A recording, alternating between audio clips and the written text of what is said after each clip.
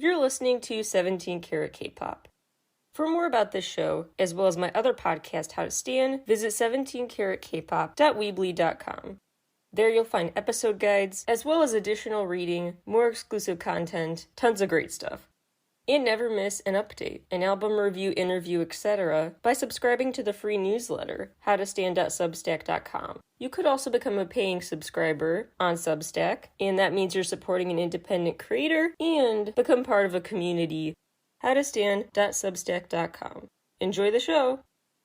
Welcome back to 17 Carat K-Pop, and happy birthday to Lee Taeyong, my ultimate bias, truly like one of my favorite artists of all time, one of my favorite people on the planet, leader of NCT, one of my favorite bands of all time, an incredible artist, an incredible person, and it's time for my yearly tribute to him. So I thought this year what I would do is run through a quick refresher on his story, his journey, introduce you to his solo music and personality outside of music. Then we'll talk a bit about his various solo releases, both official and unofficial, my favorite quotes from him, reasons why his work resonates with so many people, reasons for his popularity, and finish off with a super quick refresher of his character in the NCT music video universe.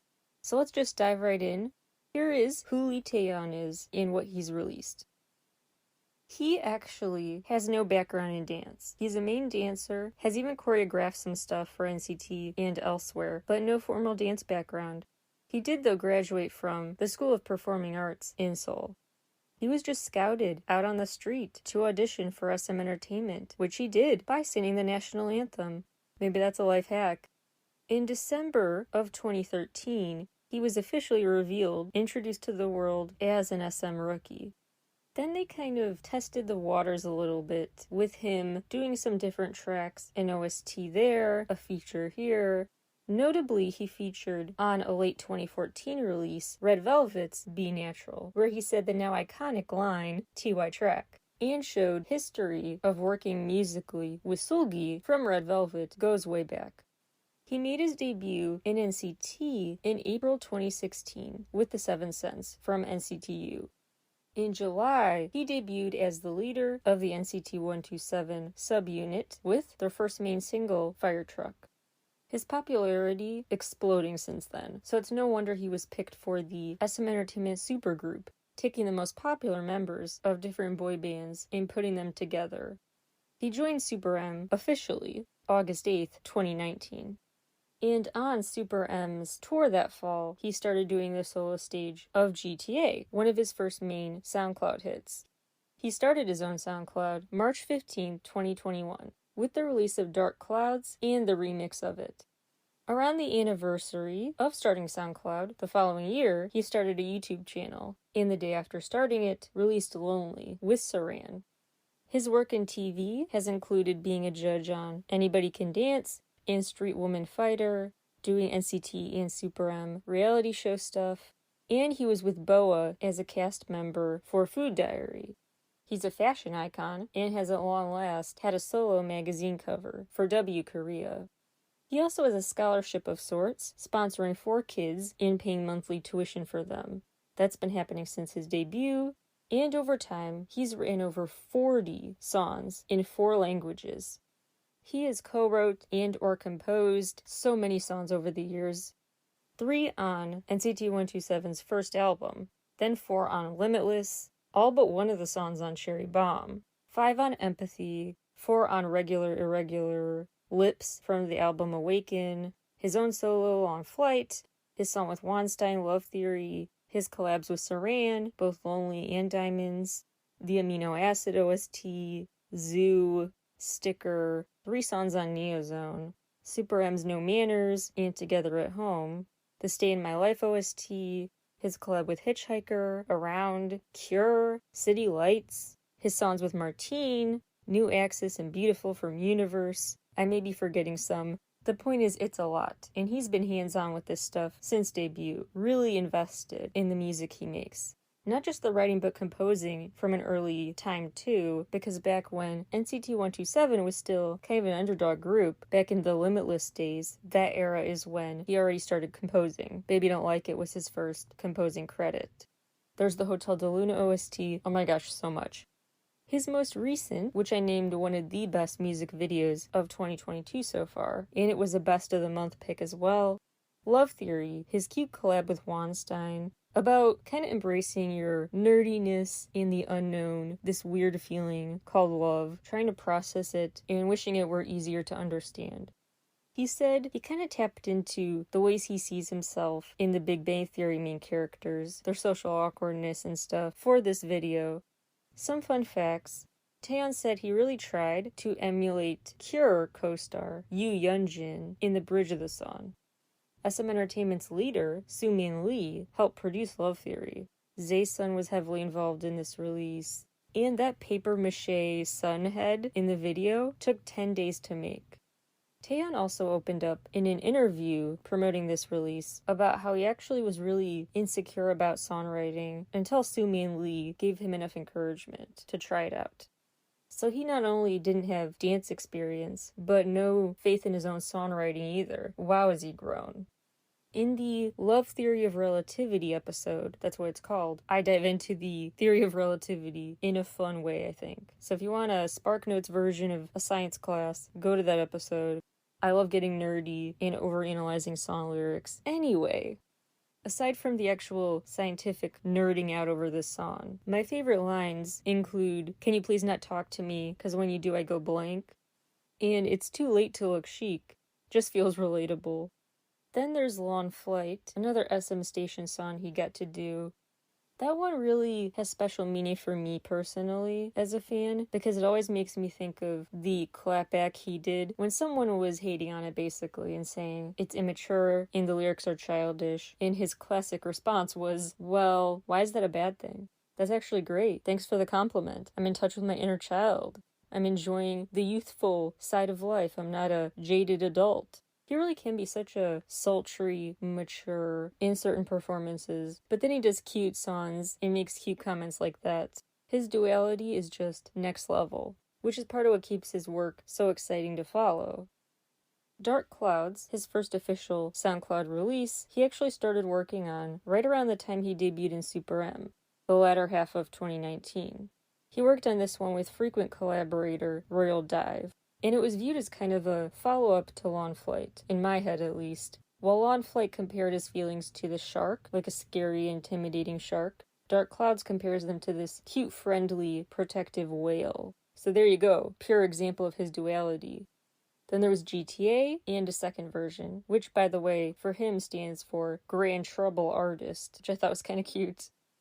Blue is one of my personal favorites too. Jae-sun worked on that too.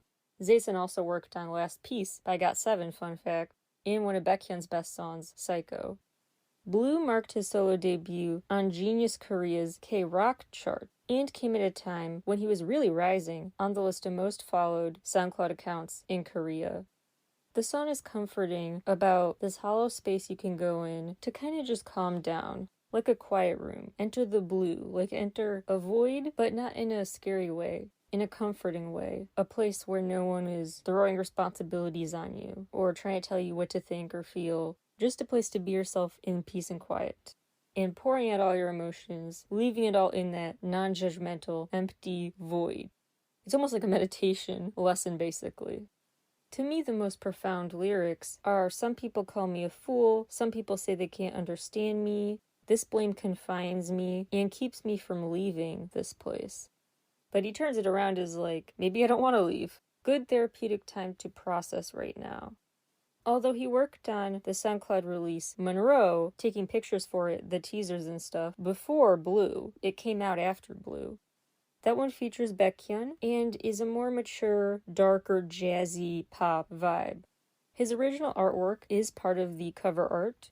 It was filmed in his stylist's house, and as a thank you for letting him use his house, he gave one of his works of art to the stylist for free. The song begins with a dramatic newscaster voice about Marilyn Monroe moving back to LA. With lyrics like, "Why won't you show me who you really are?" They're talking about someone who's a celebrity acting elusive and putting on a certain persona and trying to figure out who you are outside of that. Rose is his SoundCloud track with Sulgi about his favorite flower. It has very special meaning for him. Solgi actually said that she had really squeezed in time to do this. Super busy in the studio, but while she was there wanted to crank out a verse for him. It's kind of a Sleeping Beauty-esque tale, like a scene out of a Disney princess movie, going to escape amid the thorns and bushes to spend a night together, opening up to each other, getting to know each other, welcoming a new day together. And they keep talking about kind of an every rose has its thorn concept. Like, I know it will hurt to lie down in the garden of roses, but I still dream about it. If I don't dare to be hurt by the thorns, then eventually that dream will be impossible. Kind of a you can't get the ultimate good without the ultimate bad, or at least some struggle. No strength before struggle, kind of a message. Swimming Pool is a SoundCloud release with very applicable lyrics for whatever you feel obligated to fulfill a responsibility for in your life. Very relatable in different ways to different people. But also, it seems to be very specific to him, talking about the immense pressure of trying to figure everything out on his own. Feeling responsible as a group leader for everyone and everything, and how to handle that pressure. It may take time to just kind of let the worries wash away by going for a swim. Just instead of running from your problems, maybe just try swimming and you'll get better results. So it seems like his official releases are more about cute love songs, looking on the bright side, and enjoying your crush on someone. The fun in crushing, the fun of relationships, cute dates and stuff, or at least fantasizing about those cute dates. And then his SoundCloud releases seem to be more focused on metaphors for comforting someone, calming down, admitting you're not okay, and finding a way to become okay. They're more vulnerable in certain ways, and I'm so glad SoundCloud has been a special direct outlet for him to, in an unfiltered way, put those relatable feelings out into the world. And he's now doing that on YouTube too, with songs like Lonely, but also back into that brooding, mysterious persona with really alluring songs like Ghost. A lot of releases are just very, very unofficial, like Moonlight. He's performed that live. Crisis. Still waiting for official promo for the Himalayas with Mark.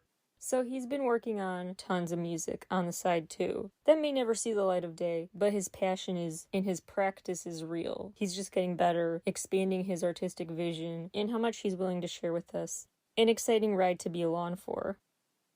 I also think, aside from his talent in many areas, I also think his popularity comes from his honesty, and he's the perfect parasocial relationship epitome. Like, he really does talk like a friend, a close friend, really, with fans on live streams. He talks to us for hours. When he joined Instagram, he had like a 3-hour live stream because he just likes to talk to us. He'll always ask for our input on what to post. He's always looking for feedback and comments. He keeps the relationship feeling very back and forth, not one-sided. In addition to teasing music and other content, on his lives he also likes to, and just Q&As and stuff, he also likes to just be quite vulnerable, and so it feels like we've been through a lot with him.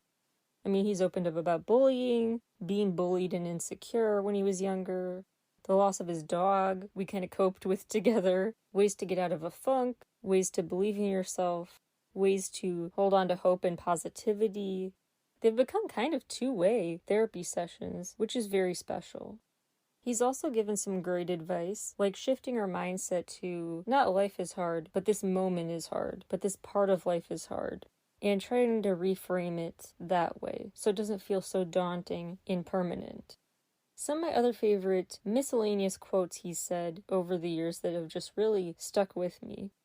If you coexist with understanding, happiness will follow. Have a comfortable day. Don't try to be happy, just let it go and feel how great it is. We have to carry burdens and find happiness within. Rather than using I've won through this, I want to use the expression I've understood it. Lastly, we're already happy, but we're insecure about this happiness, or worried that it won't last long, or that some things in the future will take it away. Stupidly, the happiness is always beside us, but we didn't know. We see it, but maybe we're trying not to. Last thing I would note is, just because why not, we're talking about Taeyong, let's talk about his music video character, just a quick refresher memory. Remember, he is the character who controls the action. So in the future, keep that in mind. He presses play to roll the tape, he controls the other's movements with just hand motions, He's kind of like the master magician. There are also multiple Taeyongs. We saw the clones of him most overtly referenced in his Super M solo stuff. I also think he's one of the different levels of reality, Inception style breakers, like he's breaking from layer to layer. That's why he jumped out the window in Regular, why he's the main one in the main office in Cherry Bomb, why he's the masked figure in Simon Says. He actually sings about needing the courage to wake up from this dream in Yesterday. And his solo content further adds to the lore, you could say, with like Lawn Flight, for example, where it looks like he's on an airplane, then we find out it's just a movie set or something. It's a faux setup, a faux flight, a fake airplane seating setup. It's kind of a breaking the fourth wall thing that the NCT verse does quite often. Anything else Taeyeon related I should gush about? Feel free to let me know replying to this episode, which you can directly do if you're listening on Spotify. So feel free to do that. You don't have to wait a full other year for me to do this kind of episode again if you want more Taeyeon content. So let me know. Anyway, thank you Taeyeon and happy birthday. You deserve a very special day, and your music, both solo and in NCT, really just makes my day, makes so many people's day, and makes our lives better. And so do your view lives, and just your open, honest communication with us, the way you celebrate us, encourage us. It's really touching, and we appreciate it so much, and we love you so much. That's all for today. Thank you all for listening. Happy birthday again, Taeyeon, and I'll talk to you all again soon. Bye, everybody!